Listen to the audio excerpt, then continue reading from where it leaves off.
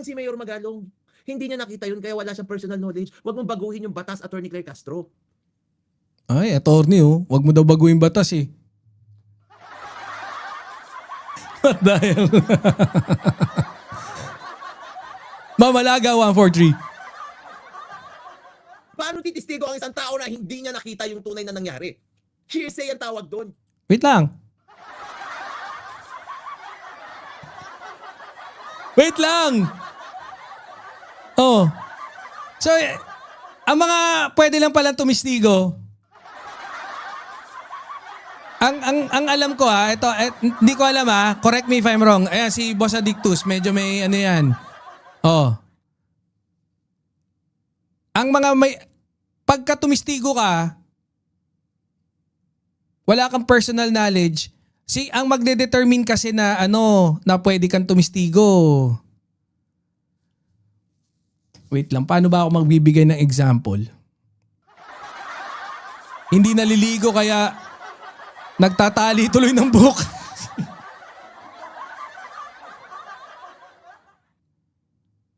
Hindi, nagtatali na nga ng buhok talaga no? Kasi yung iba, di ba long hair? Etong si big hair. Kaya, big hair kasi siya, big hair. No, big hair. Oh. Nakatali ba buhok niyan? Kala ko pumada. Hindi, tali yan. Big hair. Big hair na kasi. Hindi, paano ko mabibigyan ng example yung Kasi parang ang hina ng niya eh. Ng explanation niya eh. I think he wanted to go into a point na i-justify yung sinabi ni Rene. Pero mahina eh. Hindi ganun yung Just testify what you know, simple. 'Di ba? Tapos siguro yung na magde-determine nun. Bobo talaga ito si The Horsey. Sabi ni Magalong, pinapagalitan niya si Nabato kasi siya ang oversight. Pwede ba siya magalit sa mga tao niya kung wala siyang alam? Si ba? Si Duterte. Paano kaya yun? Walang personal knowledge si Duterte din, ganun. Hindi naman pwede hindi naman witness si no? Pag tinanong ka sa korte, pupunta ka, sasabihin mo, alam ko. O paano mo alam? Nakita mo ba? Hindi po. Narinig. Kita mo? Tanga ka pala eh, nakapag-witness na eh.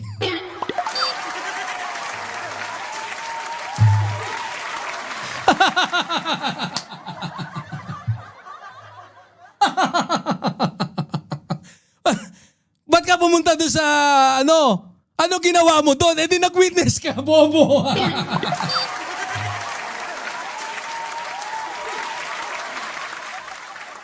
Bobo pala to eh. Pumunta ka sa korte. Nagsalita ka ron. Ano ba yun? Umeksena ka lang? Eh di nakapag-witness. Ano sasabihin ng judge? Pag nag-witness ka, kita mo? Naghahanap pa lang ako magandang example. Ikaw na nagbigay. Tanga!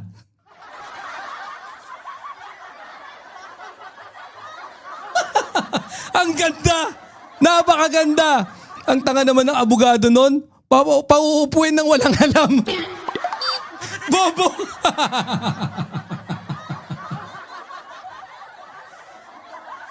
Sana, bigyan mo ng pangalan kung sino pumunta. Ang pumunta doon na nag-witness, kunyari si Rene, si Mang Rene, ang pumunta doon. Tapos ikaw yung abogado nagtatanong. Pares kayong tanga.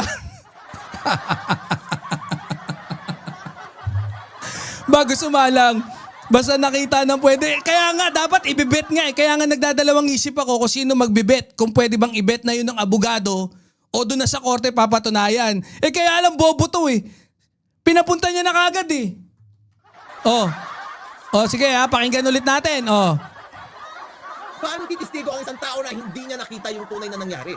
Hearsay ang tawag doon. Hearsay tawag doon. Okay. Pupunta ka, sasabihin mo. Pupunta ka ng korte. Tinanong ka. Putya, tatanungin ka ng korte. Di ba dapat official na witness ka? Anong tawag ba doon sa tumatayo doon at nagsasalita? Wala lang. Siya na nagsabi, oh. Pwede mag-witness?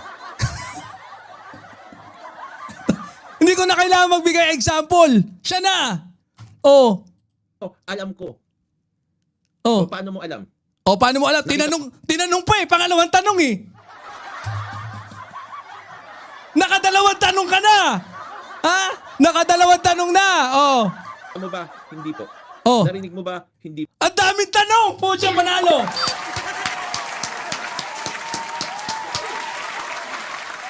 Bobo nga ni. Oh. Sa atin, di ba, DOJ, kailangan tumayo ang kaso bago isa lang. Oh, you know. Dali ka. Wala ka. Pinapunta mo dyan, tinanong-tanong na ng korte.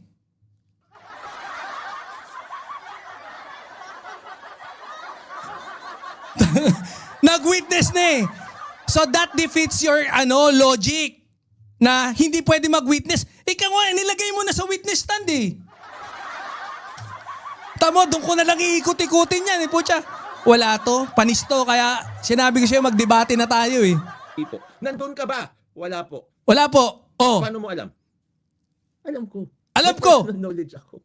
Oh. Ano? Sino? Ano? Bobo nga. Oh. Pwede pala mag-witness. Ha? Kasi sabi niya eh. Di ba pumunta ron? Tinanong-tanong. Ang sasabihin pala sa'yo, pagka sinabi mong personal knowledge, sasabihin sa'yo, bobo ka nga. Pwede palang sabihin sa'yo ganon. Pag umupo ka. Oh, wala ka. Talo ka kagad, Brad. Ang bobo.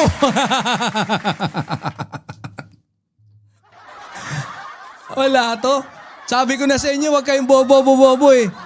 Kayo, pagka nagbablog kayo, galingan nyo. Gagalingan nyo. Pucha, nakamatsyag tayo eh. Bobo nga moments. Bobo! Ikaw yung bobo talaga!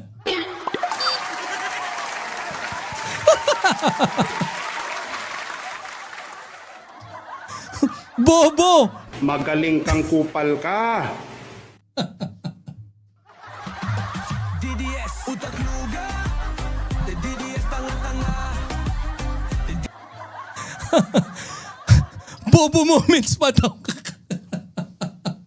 Nino! Mo!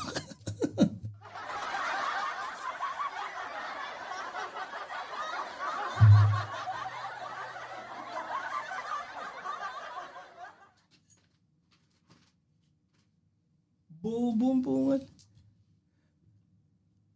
Oh. Ulitin natin. Ulitin mo. Siya, di man niya siguro nakita yung, marami siyang alam. May fight siya, kasi meron siyang alam. 1-0 na ha. 'Di ba? 1-0 na tayo doon ha. Panalo tayo ron.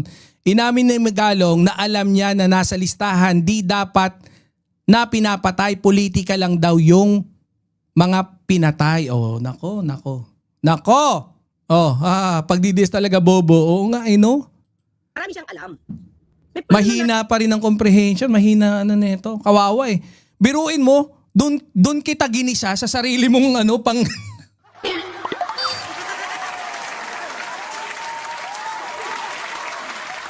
nasunog siya eh.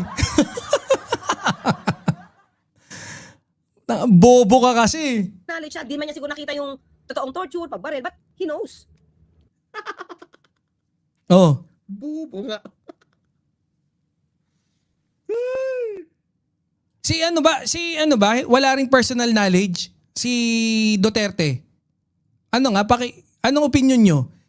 Si Duterte ba walang personal knowledge? Si Bato wala ring personal knowledge? Hindi mo nakita. Pero alam mo. Anong tawag doon? Hearsay. Okay. Bobo nga. Kagaya niyan, nakita ko yung mission. 'Di ba? Yung mission na gagawin ng kunyari ng isang police unit, no? Na ang ano nila is i-rescue.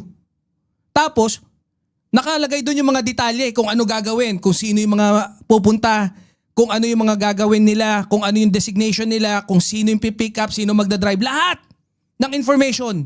Alam mo, kasi nakadetalyado ron. Siyempre, mission eh, 'di ba? May program yan kung ano yung mga magiging tungkulin mo. Oh, Right after that, merong i-rescue. Yun yung mission, may i-rescue. Nung na-rescue na, ngayon hindi mo pwedeng i-claim na may personal knowledge ka.